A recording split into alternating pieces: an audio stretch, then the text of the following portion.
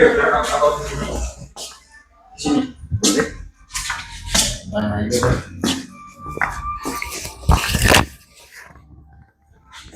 Oh, itu sih aja biru.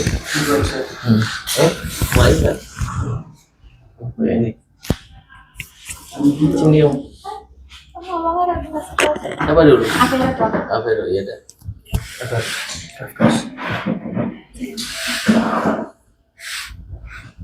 Kafkas Avero.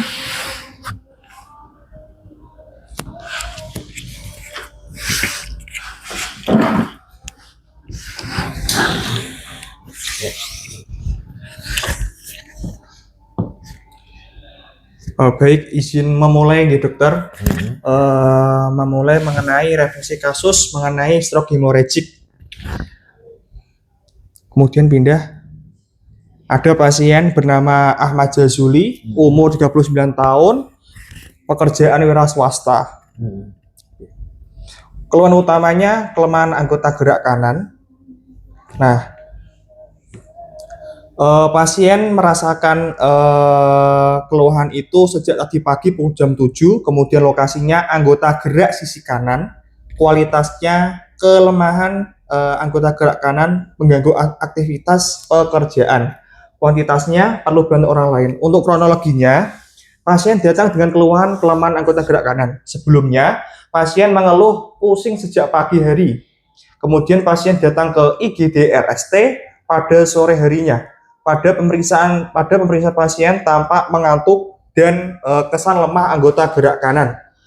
Nyeri kepala didapatkan, mual muntah yang mual muntahnya negatif atau tak ditemukan, kemudian BAB dan BAK-nya dalam batas normal. Indah. Kemudian untuk riwayat sekarang untuk faktor yang memperingan tidak ada, untuk faktor yang memperberat ketika aktivitas. Keluhan lain bicara sulit, kemudian mual muntahnya tidak ada, kemudian penurunan kesadaran tidak ada, BAB dan BAK-nya normal. Kemudian untuk riwayat dahulunya seperti hipertensi, kolesterol, DM tidak ditemukan. Kemudian untuk yang riwayat penyakit keluarganya seperti hipertensi, diabetes mellitus, penyakit jantung tidak ditemukan. Kemudian untuk pasien itu berobat menggunakan BPJS. Pada pemeriksaan fisik dengan vital sign, kondisi pasien didapatkan kompres mentis, GCS-nya 7, kemudian tekanan darahnya itu 207 per 150 mmHg. Kemudian untuk nadinya RR, suhu dan saturasi oksigennya normal. Kemudian untuk status generalis dari kepala, wajah, mata, hidung, telinga DBN. Kemudian untuk mulutnya ditemukan deviasi lidah ke kanan. Kemudian untuk leher toraks dalam batas normal. Kemudian untuk abdomennya dalam batas normal. Untuk ekstremitasnya juga dalam batas normal. Kemudian untuk pemeriksaan neurologis, untuk nervus 1 tak dilakukan penilaian, kemudian untuk nervus 2 tak dilakukan penilaian, 3, 4, 5, 6 tak dilakukan penelitian. Kemudian untuk nervus yang ketujuh mungkin didapatkan salah satu seperti mengerutkan dahi sebelah kanan, kemudian menutup mata, lipatan nasolabial, menggembungkan pipi, memperlihatkan gigi, mencucukkan bibir, pengecapan 2/3 anterior lidah mungkin ditemukan pada pasien sisi sebelah kanannya. Kemudian 8, 9, 10, 11 dalam batas normal. Kemudian untuk yang nervus ke-12 ditemukan pada pergerakan lidahnya itu deviasi ke arah kiri. Kemudian untuk pemeriksaan anggota gerak atas, untuk motorik pergerakan sebelah kanannya itu bebas terbatas, kekuatannya itu 222, kemudian tonus trofinya dalam batas normal. Kemudian untuk refleks seperti bicep, tricep, Hoffman runner ditemukan. Kemudian untuk sensibilitas taktil, kemudian nyeri menurun. Kemudian untuk termi dan diskriminasi 2 titik tak dilakukan. Kemudian untuk anggota gerak bawah, untuk pergerakannya terbatas sebelah sisi kanan, kemudian kekuatannya 222. Kemudian untuk tonusnya spastik, kemudian ontrofinya eutrofi. Kemudian untuk refleks patella, Achilles, Babinski, Caddox, untuk patellanya ditemukan pada sisi kanan, kemudian untuk Achillesnya ditemukan, kemudian untuk Babinski dan Caddoxnya tidak ditemukan pada sisi kanan. Kemudian untuk assessment untuk skor Siri-Rats itu pada poin kesadaran 1 dengan skor 2,25, kemudian pada tekanan darahnya diastol 150, kemudian di total dengan hasil 5,5 mengarah ke stroke hemorrhagic. Kemudian untuk assessment skor Gajah Mada, untuk poin yang nyeri kepala tak ditemukan, kemudian untuk penurunan kesadarannya didapatkan dan refleks Babinski ditemukan mengarah ke stroke hemorrhagic. Nah, untuk pemeriksaan penunjang menggunakan darah lengkap, untuk poin yang leukosit ditemukan 22,290 lebih tinggi. Kemudian untuk hematokritnya 52,1. Kemudian untuk RDW dan CV-nya 14,6. Nah, kemudian untuk hitung jenis yang eosinofil 0,1, kemudian untuk yang limfosit 3,1, kemudian untuk yang neutrofilnya 92,8. Kemudian untuk kimia kliniknya kreatininnya 2, kemudian uremnya 75, kemudian untuk kloridanya 112,8. Nah, untuk gas darah untuk pH-nya ditemukan turun yaitu 7,33, kemudian untuk P yang O2-nya itu 132, kemudian laktatnya 1,56. Nah, untuk pemeriksaan CT scan kepala ditemukan ICH vermis cerebral cerebellum dextra mengakibatkan penyempitan ventricle 4 dan hidrocephalus non communicans curiga et causa hipertensi. Kemudian tak temukan gambaran infak, tak tampak lateralisasi, kemudian midbrain dan pulse normal, SPN dan air selule mastoidea normal dan sistema tulang kranium intak. Kemudian untuk assessment, untuk diagnosis klinisnya hemiparesis dextra dan hipertensi. Kemudian untuk diagnosis topisnya hemisfer cerebri sinistra. Kemudian untuk etiologinya stroke iskemik.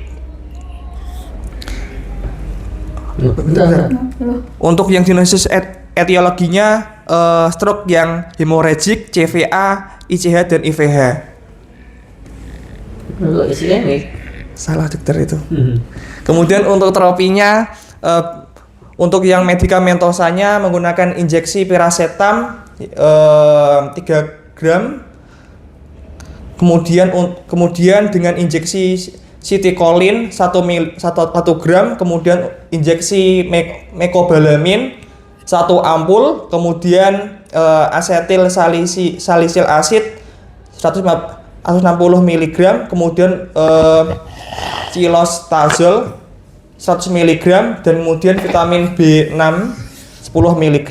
Dan kemudian untuk medikamentosanya menggunakan fisioterapi, kemudian modifikasi gaya hidup, kemudian tirabaring, diet rendah gula dan diet rendah kalori. Kemudian untuk edukasinya menjelaskan kepada pasien dan keluarganya mengenai stroke, resiko dan komplikasi selama perawatan, kemudian penjelasan mengenai faktor risiko dan pencegahan, kemudian pasien diminta untuk meminum obat dan kontrol secara rutin, dan kemudian menyarankan diet rendah gula dan garam. Kemudian untuk prognosisnya, quo et vitamnya dubia et bonam, kemudian quo et functionam dubia et bonam, dan quo et sanationam yaitu dubia et bonam.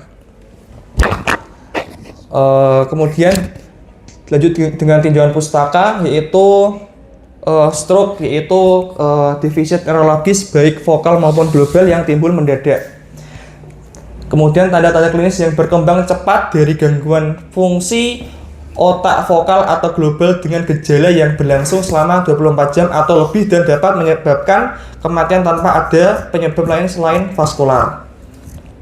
Kemudian untuk klasifikasinya yaitu dibagi dua, ada yang non hemorrhagic atau iskemik dan hemorrhagic. Untuk yang hemorrhagic itu melingkupi ada ICH, SAH, dan IVH.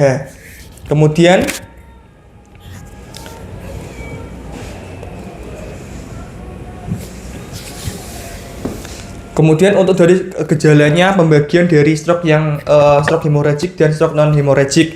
Untuk pembagian dari yang stroke yang hemorrhagic itu defisit lokalnya berat sampai ringan, kemudian onsetnya itu menit atau jam, atau kemudian untuk nyeri kepalanya sangat hebat, kemudian muntah pada awalannya sering, kemudian hipertensi hampir selalu, dan kemudian untuk penurunan kesadaran ada, kaku kuduknya jarang dan ada, kemudian hemiparesis sering dari awal, kemudian permulaan tidak ada. Kemudian untuk gangguan bicaranya bisa ada atau jarang, kemudian untuk gangguan nervus 3-nya tidak ada atau bisa ada. Kemudian untuk faktor resiko, yaitu faktor resiko yang tidak dapat dikendalikan. Yang pertama itu usia tua, kemudian yang kedua itu jenis kelamin, yang ketiga ras, yang keempat pernah menderita stroke, yang kelima riwayat stroke keluarga, dan yang keenam itu genetik. Yang tak dapat dikendalikan hipertensi, DM, dislipidemia, hiperurisemia, obesitas, stres, merokok, alkohol, pola hidup tidak sehat. Kemudian untuk patogenesis dari stroke hemorrhagic itu terjadi akibat pembuluh darah yang menuju ke otak mengalami kebocoran atau perdarahan. Kebocoran tersebut diawali karena adanya tekanan yang tiba-tiba meningkat ke otak sehingga pembuluh darah tersebut tidak dapat lagi menahan tekanan. Akhirnya pecah dan menyebabkan perdarahan. Perdarahan intracerebral biasanya muncul dengan sakit kepala, muntah, kemudian kesadaran yang berubah, dan defisit neurologi vokal. Sakit kepala dalam pengaturan ini hasil dari kompresi struktur sensitif dari nyeri oleh hematoma. Penyebab paling umum dari perdarahan intracerebral non traumatik adalah hipertensi. Kemudian perdarahan di parenkim cerebral sering dikategorikan ke dalam cedera primer dan cedera sekunder. Cedera primer yaitu cedera jaringan langsung dari hematoma, dan cedera sekunder yaitu perubahan patologis berikutnya yang dihasilkan dari perdarahan. Nah, ini ada beberapa fase, yaitu fase yang pertama itu ekstravasi darah ke dalam parenkim, yang kedua itu perdarahan berikutnya di sekitar bekuan darah yang menyebabkan ekspansi, yang ketiga pembengkakan atau edema di sekitar hematoma. Kemudian untuk ICH akut itu menyebabkan peningkatan massa secara tiba-tiba di dalam parenkim otak yang menyebabkan kompresi dan gangguan jaringan saraf di sekitarnya yang menyebabkan defisit neurologi vokal. Bila hematoma berada di dalam batang otak, manifestasi awal dapat berupa peningkatan tingkat kesadaran, disertai dengan distres kardiorespirasi atau bahkan henti jantung. Ini untuk yang kolom atau tabel yang Siraj. Kemudian ini algoritma dari Gajah Mada. Kemudian untuk total laksana dari stroke, tekanan darah, manajemen tekanan darah harus diturunkan secara bertahap hingga 80/90 mmHg menggunakan beta blocker, ACE inhibitor, kemudian kalsium channel blocker atau hydralazine. Kemudian BP harus diperiksa setiap 15 menit. Kemudian rekomendasi dari ASA adalah bahwa untuk pasien dengan SBP antara 150 dan 140 mmHg, penurunan SBP akut hingga 140 mmHg aman dan dapat meningkatkan hasil fungsional.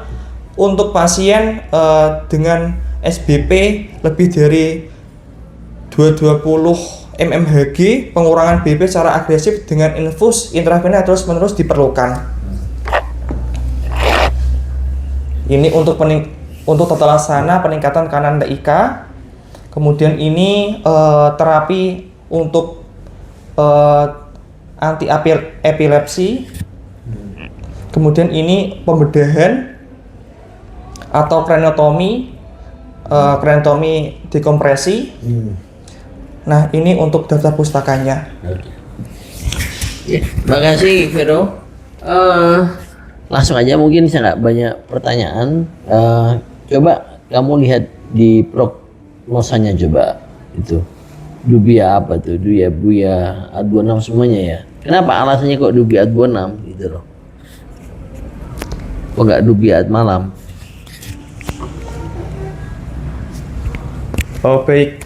Untuk Dubia A26 itu kan cenderung baik. Jadi untuk prognosisnya karena stroke hemorrhagic itu semisal ditangani lebih cepat dan tepat itu bisa condong ke mengarah cenderung ke baik. Kalau pada kesmu, ini kan kita bicara kesmu. Ini kesmu ini bulan apa malam gitu loh. Apa sih kriteria untuk menentukan dia dubiat bulan atau dubiat malam gitu loh? Karena ada tuh kriterianya. Kamu lihat di daftar pustakamu aja. Daftar pustakamu, kamu coba lihat yang tadi itu lokasinya aja itu di cerebellum. Berarti kan dekat dengan batang otak. Iya kan? Tadi lokasinya, coba enggak lokasimu. Tadi ada tadi yang penjelasan lokasi tadi itu. Ada tadi lokasi. Kan sangat memungkinkan terjadinya apa nih? Peningkatan TIK. Bahkan pada pasienmu kan gini loh, sama Vero, kamu buat ini kan sesuai dengan case-mu kan? Okay. Case-mu ini kan pasiennya udah nggak sadar. Kenapa nggak sadar? Ya, kalau sadar mungkin lebih agonal. Kenapa nggak? Kriterianya tuh pasti stroke perdarahan itu dia lebih jelek dibandingkan stroke penyumbatan. Itu yang pertama. Yang kedua, lokasinya. Yang ketiga, luasnya. Dan yang keempat, kira-kira apa ada dampak sertaan yang mengakibatkan terjadinya keparahan daripada pasienmu itu? Karena ada hidrosefalus, iya kan? Karena ada apa? Karena ada penyumbatan. Sehingga apa? Hidrosefalusnya yang apa? Komunikan apa non komunikan? Yang komunikan mungkin dokter. Enggak, kamu udah lihat tadi coba di CT scan-nya. Vero. Yang non komunikan. Vero. Itu loh, paham ya? Ya ICH cerebellum lokasinya tuh dekat dengan batang otak, iya kan? Sehingga sangat memungkinkan terjadinya peningkatan TIK. Betul ya? Paham nggak Vero? Ferdi juga paham? Paham ya? Berarti ini termasuk kategori dubia malam. Saya udah nggak sadar. Iya kan? Terus gampang-gampangnya gitu loh Fer. Gampang-gampangnya udah pasienmu nggak sadar, sudah pada tentu kemungkinan besar malam. Walaupun kamu akan berbicara nanti penanganan, iya, tapi kan kondisi saat ini apa? Malam. Setuju nggak? Setuju nanti? Udah, oke lanjut dah itu aja. Jadi diperbaiki ya Vero. Iya, baik dokter. Oke.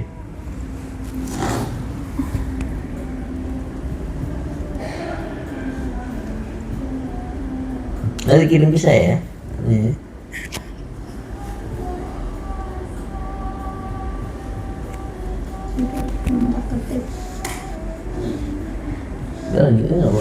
Baik, selanjutnya untuk kasusnya neuralgia post herpetik. Yang pertama untuk identitas pasiennya, nama Tuanka, jenis kelaminnya laki-laki, usianya 78 tahun, untuk alamatnya di Magelang, untuk statusnya menikah. Kemudian untuk RPS-nya, keluhan utamanya tuh pusing berputar, untuk onsennya tuh 7 hari yang lalu.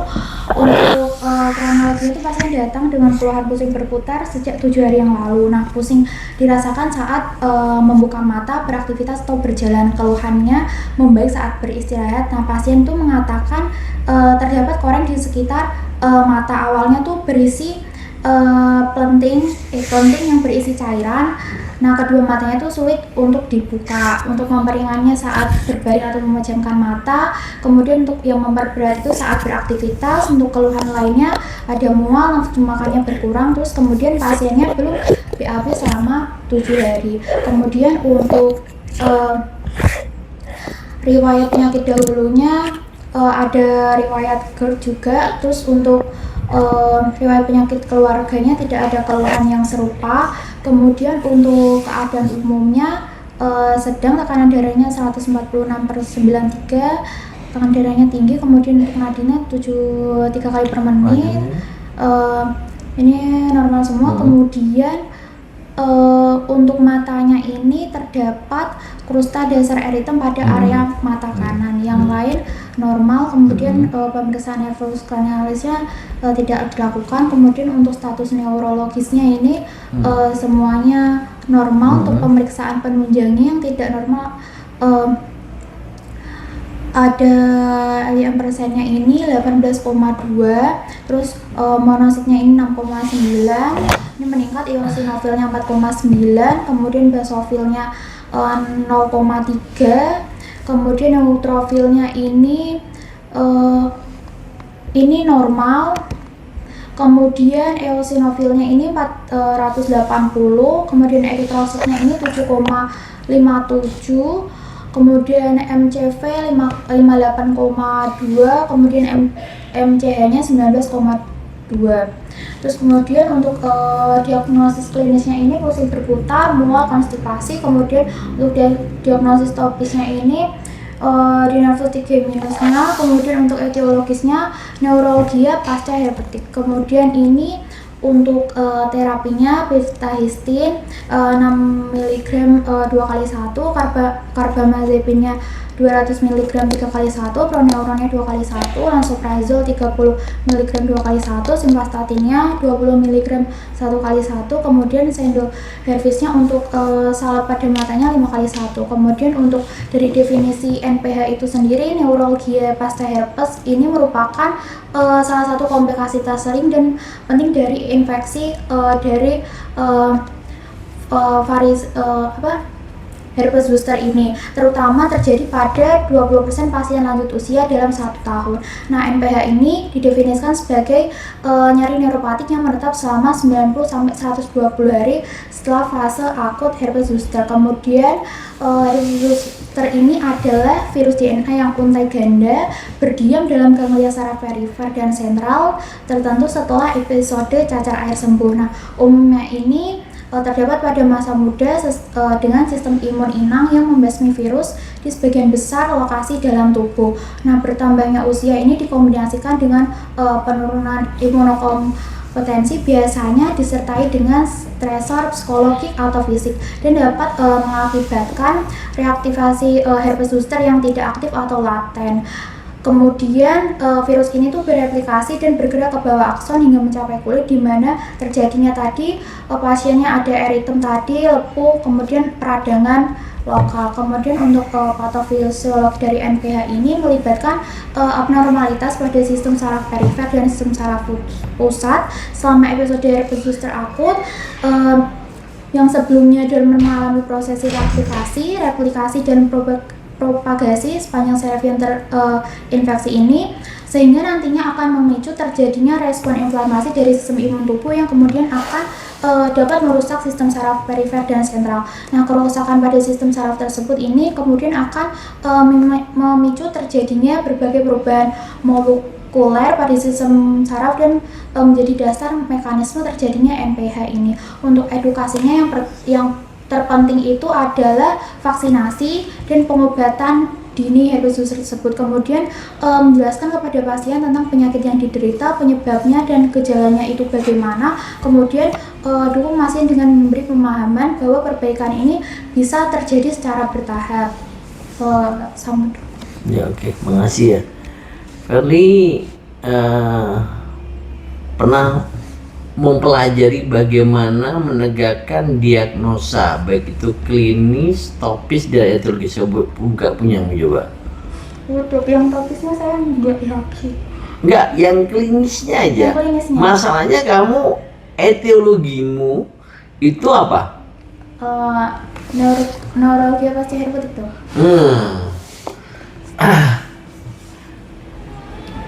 Topismu itu sudah benar memang. Benar. Ya, ke arah nervous apa namanya 5 ya, trigeminus.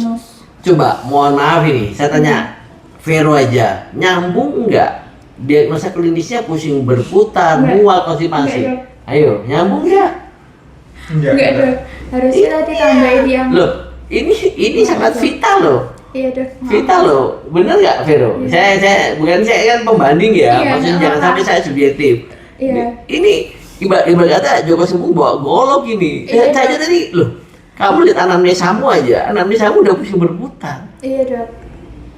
Ini kan kamu ingin menceritakan sesuatu, ya kan? Iya. Ini kan fatal banget gitu loh. Iya dok. Verly. Tapi saya bingung tuh untuk diagnos untuk ininya. Ini caranya. Kamu kan ibaratnya kamu ujian, kamu harus bisa loh. Arahnya kan ke sini. Iya. Kenapa kamu tiba-tiba ininya kamu arahkan ke situ? Klinisnya iya. Kamu adalah seorang dokter, jangan ngikutin, ya kan? Iya. Pasien, kamu yang arahkan pasien gitu. Iya dok. Jadi paham nggak? Paham. Ya Nanti makanya saya diganti. bingung untuk diagnosa. Jangan kayak gitu. bingung, nggak bingung. Oh, saya nggak yakin sama ini. Ini ya. sudah benar, NPH sudah benar, udah benar memang, udah benar ini yang Iya. kamu salahnya di sini. Nggak yakin. Lo nggak yakin ini, lo kan bayangin aja coba. Iya dok. Iya nggak, ya kan? Iya. Saya sudah senang coba. Aduh, depannya saya sudah ilfil. Waduh, misalnya kok lebih ke sini. Iya, Dok. Keluhan utamanya kok sudah itu. Berarti kan nanti arahnya nanti kan malah vertigo. Iya kan? Iya. Iya kan? Diagnosa etiologimu bisa-bisa vertigo. Iya kan? Bisa-bisa vertikal. Vertigo kalau ngelihat anamnesanya seperti itu. Ya udah oke lah, lanjut aja. Gitu ya. Iya. Nanti tolong diperbaiki ya. Iya dok. Anamnesamu diperbaiki. Wow. Ya. Udah benar tapi sama etiologi udah Iya. benar. Oke, lanjut. Ayo. Bentar, sekalian apa judulnya? Ya judulnya ya biar nanti sekalian dia bisa video yang terakhir. Judulnya sebentar. Nggak bisa. Nah.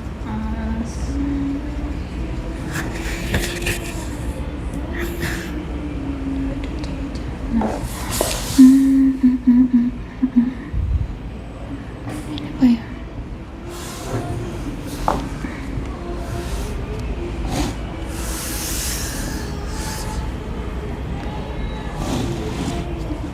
Baik, untuk jurnal readingnya determinant of quality of life in myasthenia gravis pasien. Nah, ini untuk identitas jurnalnya, kemudian ini untuk tahun terbitnya, kemudian untuk latar belakangnya, meskipun dari setengah dari pasien myasthenia gravis ini dapat mencapai remisi, nah bagi sebagian lainnya myasthenia gravis ini merupakan penyakit yang berlangsung seumur hidup. Nah, pemahaman yang lebih mendalamnya ini pemahaman yang lebih mendalam ini mengenai faktor-faktor yang mempengaruhi kualitas hidup. Nah, pada pasien myasthenia gravis ini diperlukan agar tujuan pengobatan pada kasus kronis ini dapat dioptimalkan. Untuk bahan dan metodenya melakukan sebuah studi cross-sectional terhadap 339 pasien dewasa dengan myasthenia gravis. 64,9% ini diantaranya perempuan, baik dengan tipe okular maupun generalisata. Nah, kuesioner ini menggunakan kuesioner SF36 dan kuesioner terstruktur digunakan untuk mengumpulkan data, mencakup informasi mengenai tingkat keparahan myasthenia gravis di masa lalu dan saat ini, pengobatan penyakit penyerta, tingkat pendidikan, jenis pekerjaan, serta indeks massa tubuh pada pasien. Nah, rata-rata durasi penyakit ini adalah 7,5 kurang lebih 9,3 tahun. Nah, usia rata-rata pasien saat ini adalah 51,6 dan 18,3 tahun, dan 55% dari mereka mengalami myasthenia gravis dengan awitan dini yang umurnya kurang dari 50 tahun. Kemudian untuk hasilnya ini tidak ditemukan perbedaan signifikan dalam skor SF36 antara pasien laki-laki dan perempuan. Nah, kelas Myasthenia Gravis Foundation of America ini yang lebih buruk berkaitan dengan kualitas hidup yang lebih rendah pada komponen fisik dan mental. Kemudian pasien dengan kelas MGFA 1-2 ini memiliki skor PCS dan MCS ini lebih baik. Yang PCS-nya tuh fisik, yang MCS-nya tuh dimaksudnya dari mentalnya tersebut. Kemudian pasien dengan awitan myasthenia gravis pada usia lanjut lebih dari 50 memiliki skor PCS yang lebih rendah dibandingkan dengan awitan dini. Kemudian pasien dengan kelebihan berat badan dan obesitas memiliki skor PCS-P sama dengan 0,002 dan MCS-nya P sama dengan 0,038 yang lebih rendah dibandingkan pasien dengan IMT normal. Kemudian tingkat pendidikan universitas berhubungan dengan skor PCS P sama dengan 0,015 dan MCS-nya P sama dengan 0,006 yang lebih tinggi. Nah, kemudian kualitas hidup pasien yang sedang bekerja lebih baik pada PCS dan MCS, yaitu P sama dengan 0,0000 dengan pekerjaan kantoran menunjukkan PCS yang lebih tinggi. Kemudian dibandingkan kelompok lainnya, pasien yang tinggal bersama keluarga nilai MCS-nya ini lebih tinggi dibandingkan dengan yang tinggal sendirian. Untuk aktivitas fisik sedang 2 kali per minggu dikaitkan dengan peningkatan skornya dari PCS-nya. Kemudian untuk pendahuluannya, myasthenia gravis ini merupakan penyakit autoimun yang menyerang sambungan saraf dan otot, menyebabkan kelemahan dan kelelahan otot yang dalam kasus berat terdapat mengganggu pernafasan. Terus kemudian pengobatan dari myasthenia gravis ini biasanya bersifat jangka panjang dan dapat mencakup berbagai terapi seperti obat penghambat enzim, imunosupresan, pertukaran plasma, imunoglobulin, atau operasi pengangkatan kelenjar timus, tergantung pada keparahan penyakitnya. Nah, myasthenia gravis ini berdampak luas pada kehidupan pasien, termasuk dari aspek mental, sosial. Nah, studi ini itu bertujuan untuk meneliti faktor-faktor yang mempengaruhi dari kualitas hidup pada pasien myasthenia gravis tersebut. Kemudian tadi ya, untuk studi menggunakan studi cross-sectional terhadap 339 pasien telah disetujui oleh Komite Etik Lokal dan dilaksanakan di Departemen Neurologi Universitas Kedokteran Warsawa selama periode 2010 sampai 2015. Nah, diagnosis myasthenia gravis ini ditegakkan berdasarkan gejala klinis, hasil pemeriksaan antibodi, serta uji stimulasi saraf atau elektromiografi serabut tunggal. Kemudian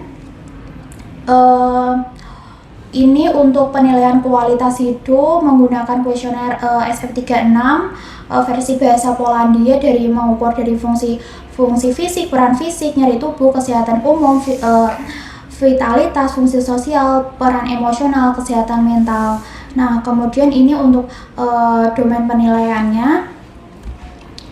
Untuk analisis statistiknya, data numerik dalam penelitian ini disajikan sebagai nilai rata-rata.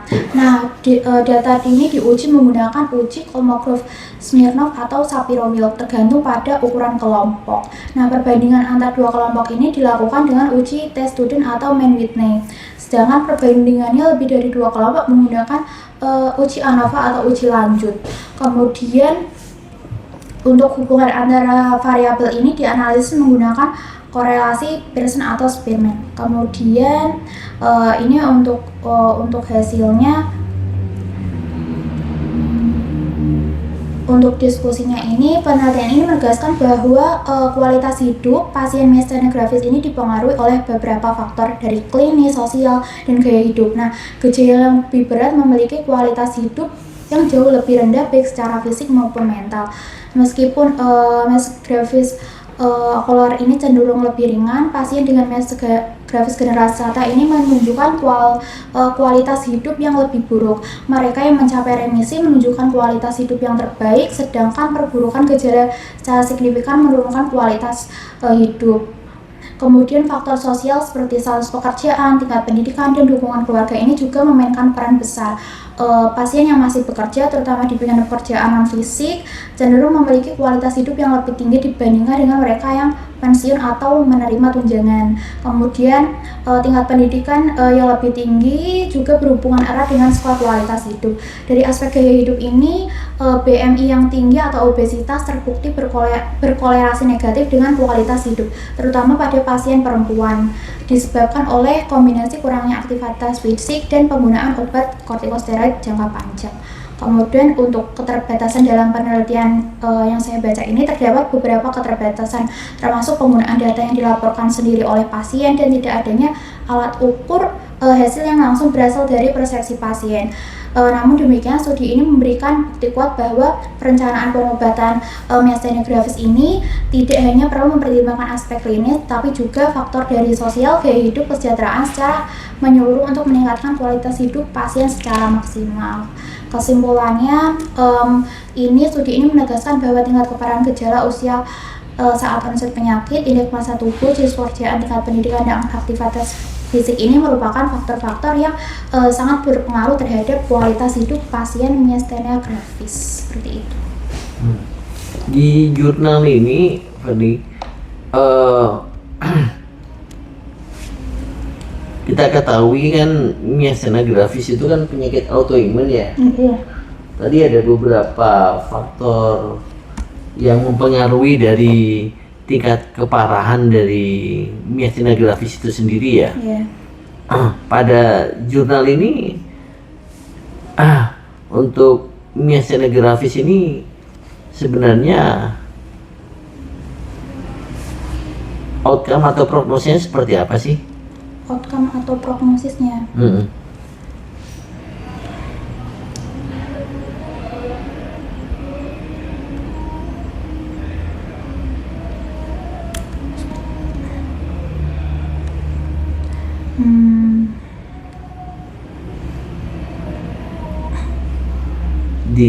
Disebutkan nggak? Ini nggak ada, Dok. Nggak ada ya? Nggak ada di jurnalnya, tidak ada. Nah, tapi ini nih. Dia kan seumur hidup ya kan ya? Iya. Nah itu dia. Tadi kan tidak ada proses penyembuhan ya kan ya? Proses penyembuhan. Dia ada proses penyembuhan kan? Dia akan ketergantungan dengan terapi kan? Iya. Terapi. Karena problemnya di mana sih? Problemnya kalau pada miastenia gravis itu? Di imunnya, Dok. Iya betul. Terus habis itu nah itu tadi barusan. Nah ini loh. Diasetilkolinnya. Itu loh. Diasetilkolinnya. Apinya. Sehingga pasien ini sangat ketergantungan dengan obat mestinon kan selama seumur hidupnya itu loh. Sehingga bisa dikatakan ya prognosisnya ya dubia malam karena memang dia seumur hidup ya. Kalau misalnya tidak konsumsi ya pasti kemungkinan besar akan relapse kan, ada kekambuhan kan. Iya. Gitu. Kesimpulannya apa nih dari jurnalmu ini tadi? Ya keparahan gejala, ya kan parahannya ya. Gejala usia saat onset penyakit, indeks massa tubuh ini ya kan keparahan. Oke, lanjut. Sangat berpengaruh. Oke, dok.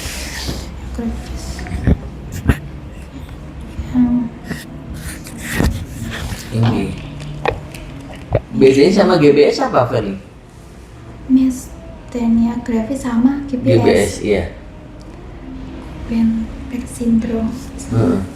Kalau MG ini patofisiologinya gimana sih? Myasthenia gravis. Patofisiologinya?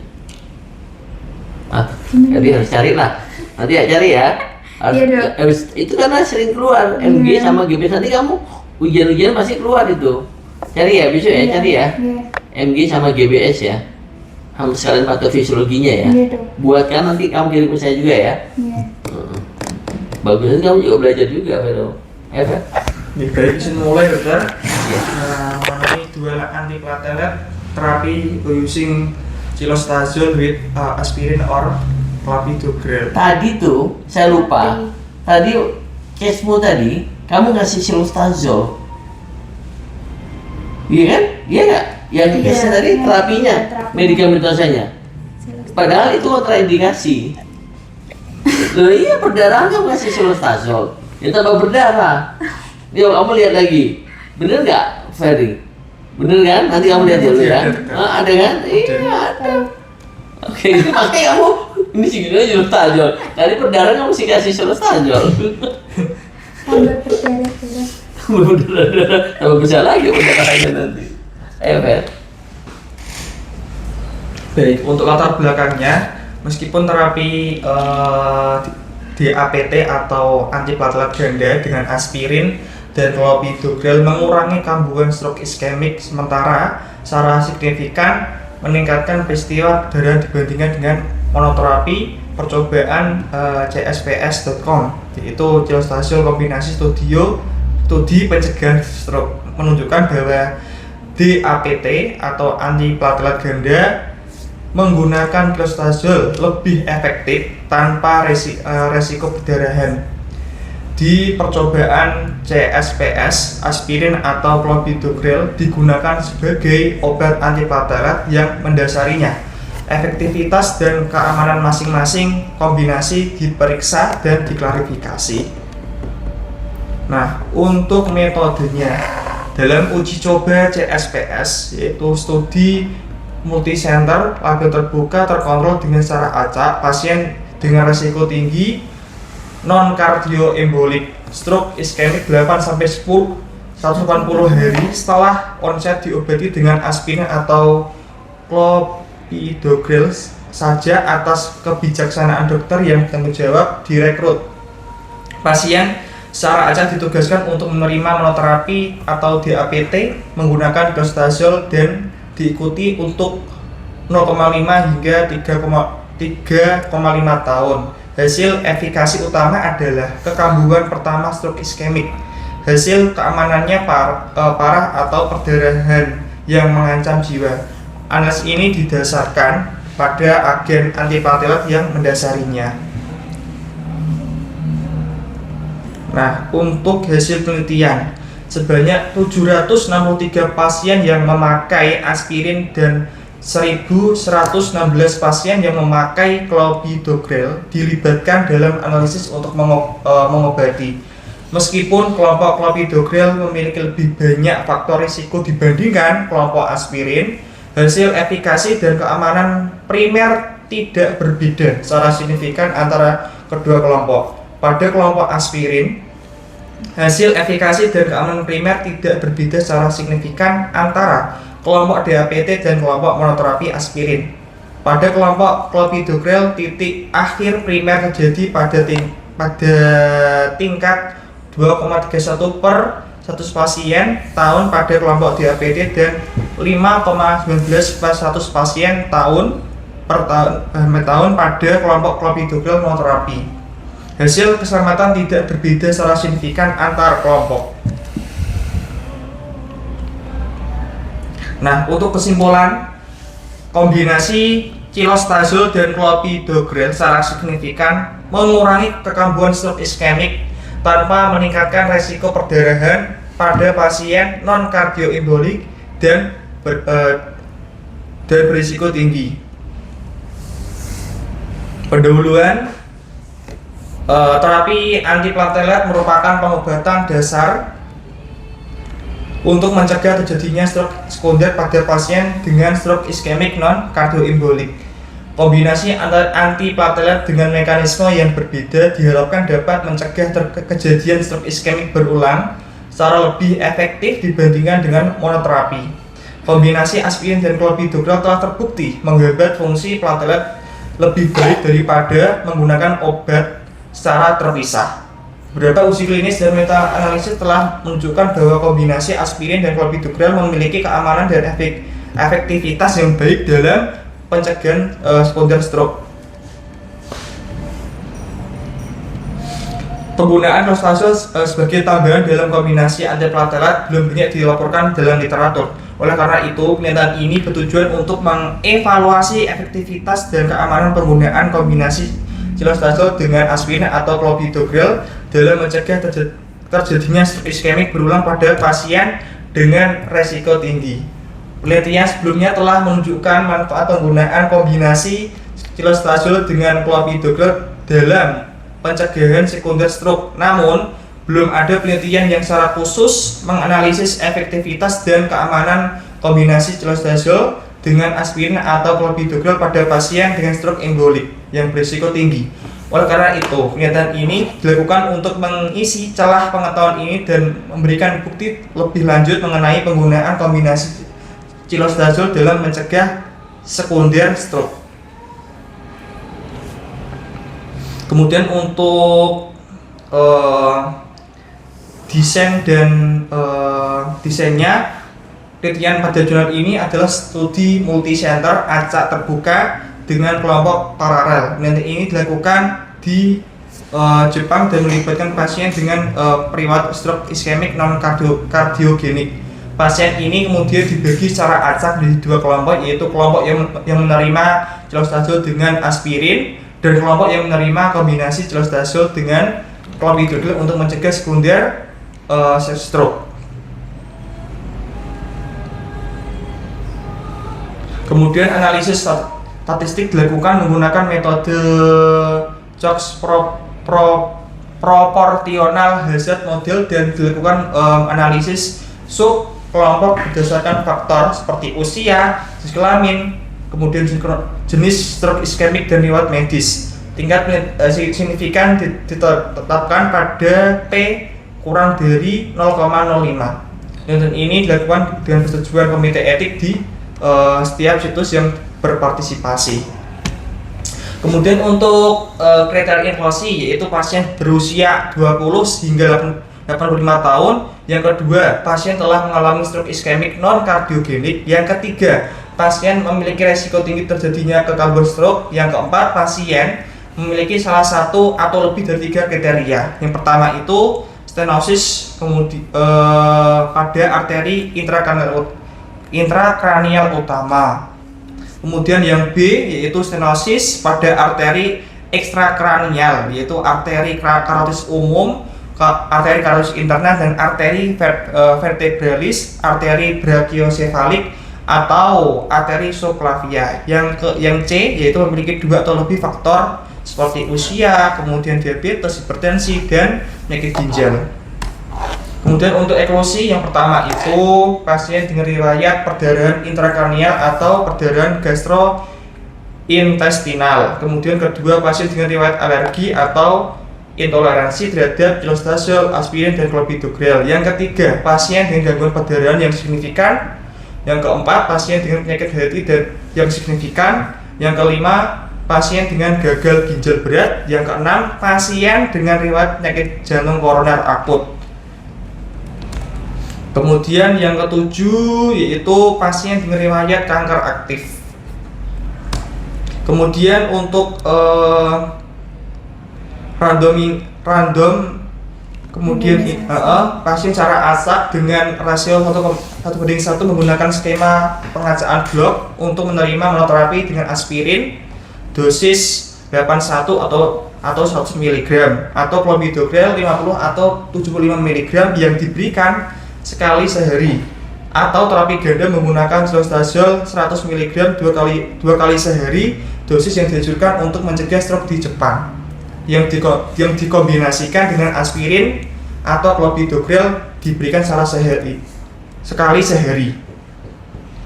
Kemudian untuk prosedurnya yang pertama, penelitian ini dilakukan dengan menggunakan desain uji klinis acak terbuka paralel dan multisenter di Jepang. Kemudian yang kedua, partisipan penelitian adalah pasien berusia 20-85 yang telah mengalami stroke iskemik.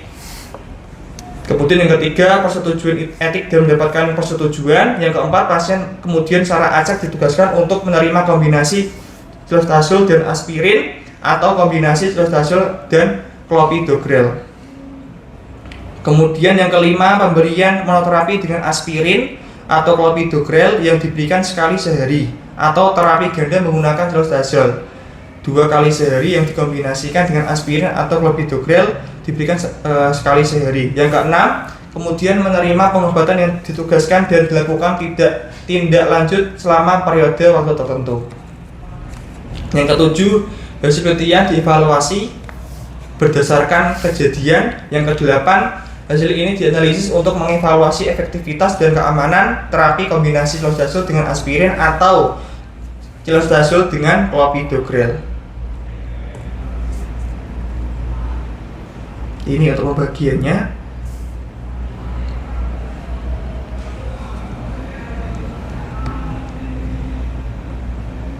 Kemudian untuk hasil penelitian. Hasil penelitian pada jurnal ini menunjukkan bahwa kombinasi pengobatan dengan cilostazol dan clopidogrel secara signifikan mengurangi kekambuhan stroke iskemik tanpa meningkatkan resiko perdarahan yang parah. Kedua, namun tidak ada perbedaan signifikan dalam hasil keamanan antara kelompok terapi kombinasi dan kelompok monoterapi clopidogrel. Yang ketiga, kombinasi cilostazol dan aspirin tidak menghasilkan perbedaan hasil klinis yang signifikan dibandingkan dengan aspirin saja pada fase kronis. Kurangnya signifikasi ini mungkin mencerminkan fakta bahwa ukuran sampel kecil dan analisisnya kurang kuat. Kemudian yang keempat, penelitian ini menyimpulkan bahwa kombinasi cilostazol dan clopidogrel merupakan pilihan yang layak untuk mencegah sekunder stroke pada pasien yang berisiko tinggi. Diskusi, kombinasi pengobatan dengan cilostazol dan clopidogrel secara signifikan mengurangi kekambuhan tanpa meningkatkan resiko perdarahan yang parah atau mengancam jiwa pada pasien stroke non-kardiogenik. Hasil penelitian ini konsisten dengan penelitian sebelumnya yang menunjukkan manfaat terapi kombinasi antiplatelet dalam pencegahan sekunder stroke. Terapi kombinasi ini memiliki keuntungan dalam menghambat fungsi platelet lebih efektif daripada monoterapi dengan clopidogrel saja. Penggunaan cilostazol sebagai agen antiplatelet tambahan memiliki manfaat tambahan dalam meningkatkan aliran darah dan menghambat agregasi platelet. Dan itu, penelitian ini menunjukkan bahwa terapi kombinasi cilostazol dan clopidogrel tidak meningkatkan risiko perdarahan yang signifikan dibandingkan dengan monoterapi clopidogrel. Keterbatasan yang pertama, penelitian ini dilakukan di populasi Jepang dan hasilnya mungkin tidak dapat langsung diterapkan pada populasi lain. Yang kedua, penelitian ini menggunakan desain terbuka yang dapat mempengaruhi hasil karena tidak adanya kelompok plasebo untuk pembanding. Yang ketiga, durasi pemberian obat tidak dijelaskan secara signifikan dalam penelitian ini sehingga tidak diketahui berapa lama pasien menerima pengobatan. Untuk sarannya, melakukan penelitian lebih lanjut dengan studi yang lebih kuat seperti studi acak terkontrol dan double blind untuk mengkonfirmasi hasil penelitian ini. Selain itu, penelitian ini dilakukan pada populasi Jepang sehingga diperlukan penelitian yang melibatkan populasi yang lebih luas untuk memvalidasi hasil ini pada populasi yang berbeda. Dan itu penting untuk mempertimbangkan faktor lain yang dapat mempengaruhi keputusan pengobatan seperti faktor risiko tambah dan kondisi komorbid pasien.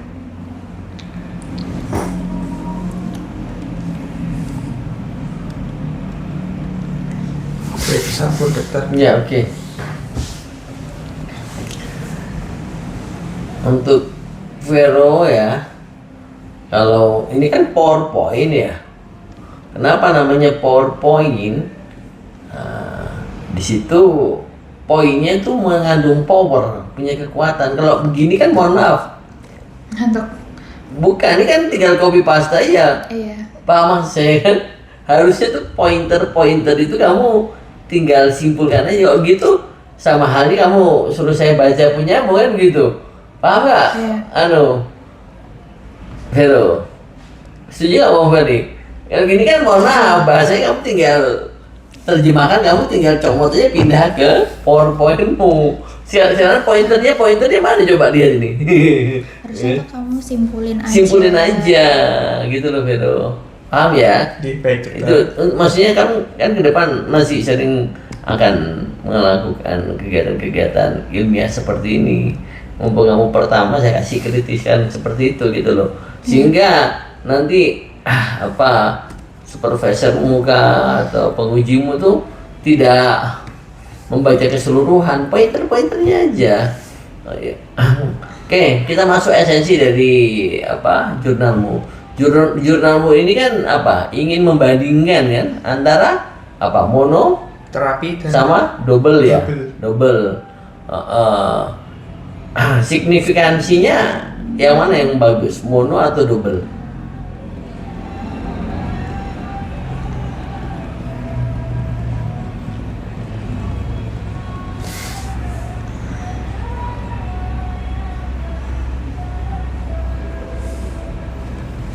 Mana? yang kombinasi. Kombinasi. Ya, Mana? itu. Kombinasi apa sama apa? Yang dari jurnalmu ini yang bagus. Kan ada dua tuh kombinasinya.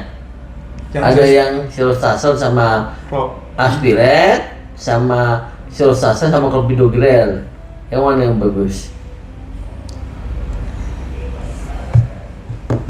yang Silostazol sama kombinasi clopidogrel. yang dengan clopidogrel. Tuh. Oh, itu. Kenapa lebih bagus double dibandingkan single? Mungkin karena ada dua obat ya dokter yang dapat bekerja pada kasus tersebut. Mungkin karena adanya dua obat itu semakin kuat dalam mengatasi kasus tersebut. Nanti kamu cari alasan secara ilmiahnya itu kan mungkin kan, kalau mungkin kan belum secara ilmiah. Coba kamu cari. Ini kan memang belum dijelaskan secara detail di jurnalmu. Jurnalmu kan cuma ingin mengatakan lebih unggulan penggunaan double antiplatelet dibandingkan single antiplatelet kan begitu. Tapi secara farmakokinetiknya kan nggak dijelaskan kan gitu. Nah sekarang PR-mu nanti, kan tadi kan PR-nya Verly ada, PR-mu kamu cari aja cara farmakokinetiknya gitu loh Vero, ya kan? Yang single sama yang double, khususnya yang double itu yang silostasol sama clopidogrel ya. Tentunya juga ada